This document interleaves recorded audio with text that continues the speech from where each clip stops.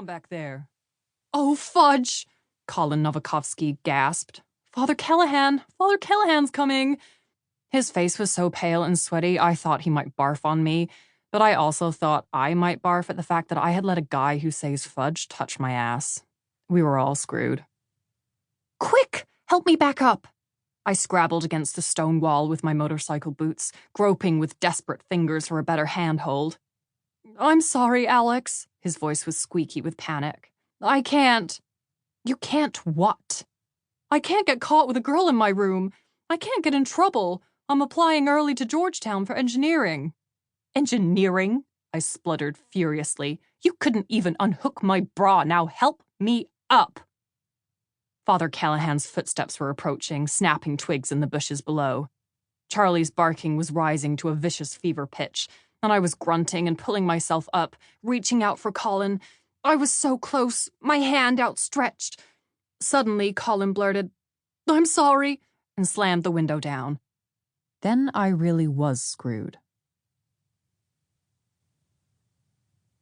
Chapter 2.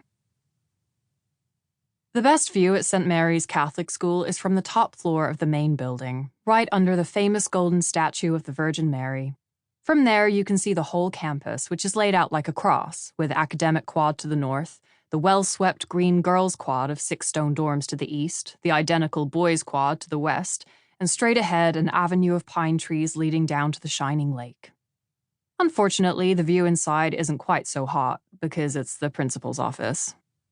It's a place I know all too well. I know the squeaky green leather chairs that stick to the back of your thighs. I know the framed mosaics of saints being martyred in gruesome and bloody ways. I know the smell of old Bibles and disapproval. And I definitely know that look on Father Hughes's face.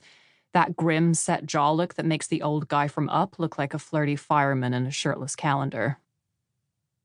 "Well, Miss Heck," he began, "here we are. Only your second day back on campus, and already I find you in my office."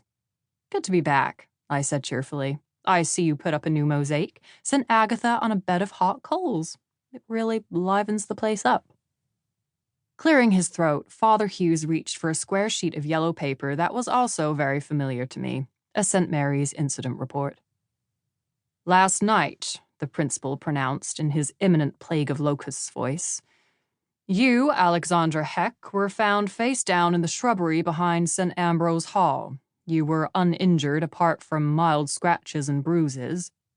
Pretty accurate, I thought, and it was nice of Father Hughes not to mention the fact that I'd been found with my miniskirt around my waist, my bow-down bitch's boy shorts in full view, and Charlie the Labradoodle's tongue in my ear.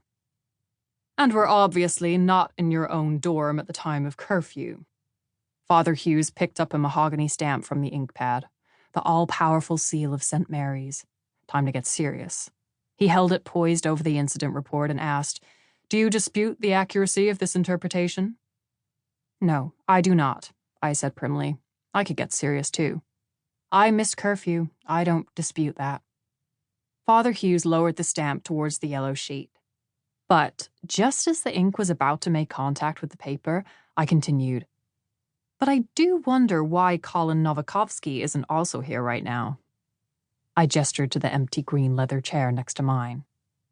"Mr. Novakovsky was in his dorm at curfew." "With a girl," I protested. "Guys and girls are never allowed in each other's rooms. Isn't that in, like, the hair, shirt, and chastity belt section of the school rule book?" Okay, I didn't know exactly what I was talking about. Seeing as the day they gave me the St. Mary's rulebook, I tore the pages out and made 200 origami ninja stars. But I could tell there was a double standard here. Father Hughes spoke in a calm, measured voice, still holding the stamp above the report. "Mr. Novakovsky did not have a female student in his room at the time of the incident." "Because I was climbing out of his room." "He claims to have no knowledge of you being at St. Ambrose Hall that evening. According to Mr. Novakovsky, he was studying alone." Colin Novakovsky, you little shit-faced liar. I couldn't believe I let his growth spurt trick me. He was still a turd. Just now he was a turd with a hipster haircut. And Father Hughes was a turd in a priest collar. "You know what this is?" I jumped out of my seat. "This is total friggin' sexist treatment. You Catholics, you're still holding a grudge against Eve and that apple.